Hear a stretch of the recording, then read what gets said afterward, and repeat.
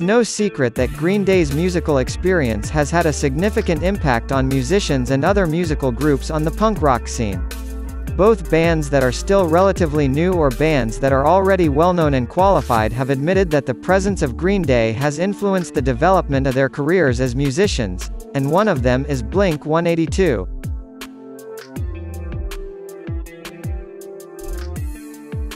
Blink-182 is one of the punk rock bands from the United States with a fairly veteran experience. However, recently the founder and bass player and vocalist in Blink-182 named Mark Hoppus stated that Green Day had a significant impact on their creative process in make music. This influence came in the form of the song What's My Age Again, which was included in his third album entitled Enema of the State in 1999.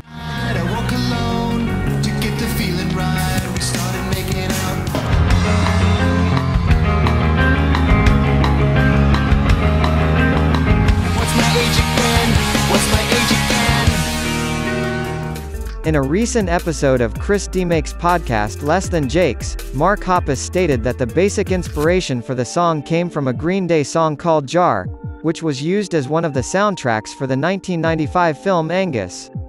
The song is synonymous with the bass intro, which is quite thick and interesting when heard. Interested in the uniqueness of the Green Day song, Mark Hoppus tried to learn to play it using the guitar. However, he admitted that the trial of playing guitar following the Green Day song was carried out carelessly. However, he was quite interested in the final result. On the basis of Green Day's song, which was played inappropriately, Mark Hoppus managed to find an interesting guitar riff until it was finally used for the song What's My Age Again.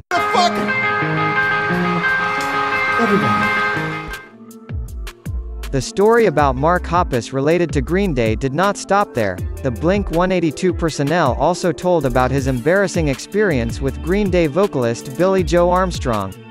The experience occurred when Blink-182 was on tour with Green Day. On the night of his first concert with Green Day, Mark Hoppus was trying to build a fun atmosphere in the Green Day room. As a fan, Mark Hoppus told Billie Joe Armstrong how he was very liked the song Jar and explained how the song had a big influence on him and his band at that time.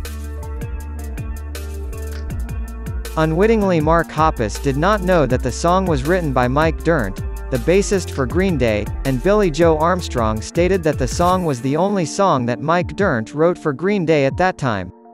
Trying to shake off his embarrassment at his ignorance, Mark Hoppus added that he liked all the Green Day songs at the time.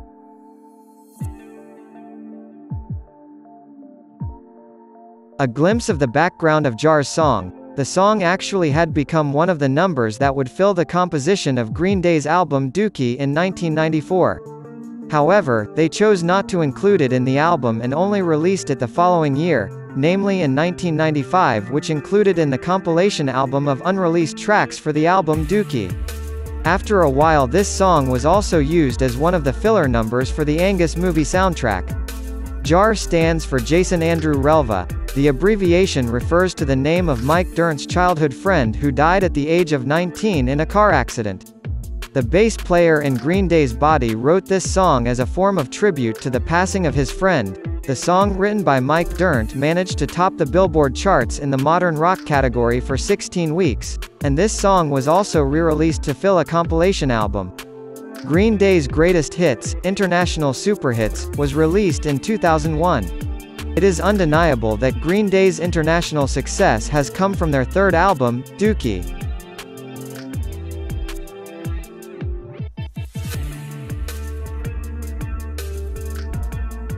Dookie also became the first album for Green Day after they worked together for a major record label named Reprise Records. Green Day started work on this album in late 1993 and released it in February 1994. Billie Joe Armstrong was the creator behind almost all of the songwriting for Green Day's third album. According to Billie Joe Armstrong, Dookie is an album that tells about his personal experience in dealing with the days when Green Day was starting to become popular. Overall, Green Day's third album talks about boredom, worries, romantic relationships, and also the problems of sexual life experienced by Billie Joe Armstrong. Basket Case and Welcome to Paradise were two of the 5 singles that brought Dookie's album to success at that time. One of the achievements that Green Day felt from the Dookie album was winning the 1995 Grammy Awards for the Best Alternative Album category. The popularity achieved by Green Day in the mainstream also made this album considered as one of the steps that brought the punk rock scene more acceptable to various circles of society. Until now, the Dookie album has become one of Green Day's albums with the highest sales.